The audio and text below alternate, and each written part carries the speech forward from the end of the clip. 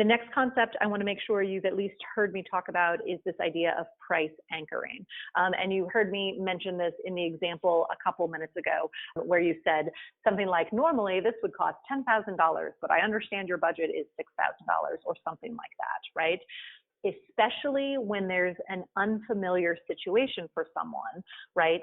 We look for clues from our surroundings to figure out what's reasonable, right? So this is why the idea of price anchoring can be so effective, right? You want to use the idea of an anchor to create and fix someone's perspective about what the value is as you're having these conversations. My favorite experiment about this was a hotel set out a bowl of M&Ms on their welcome desk.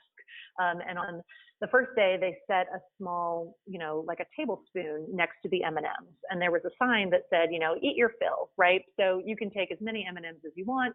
And most people took, on average, one spoonful, right? Because it's a little weird to walk into a hotel and see a bowl of M&Ms. It's not something that is super common, right? So people were looking for clues from the world around them as to what was reasonable in this situation. And the clue or the cue was a tablespoon.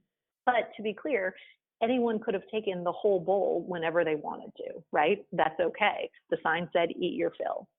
The next day, the hotel repeated the experiment, and they had a big scooper next to the M&M bowl instead of a small spoon. And as you can imagine, people took considerably more M&Ms. They took a whole scoopful rather than a spoonful, right? In either case, people could have taken as many M&Ms as they wanted, but they looked for clues for what was reasonable from the world around them. So that's where this idea of price anchoring comes into play.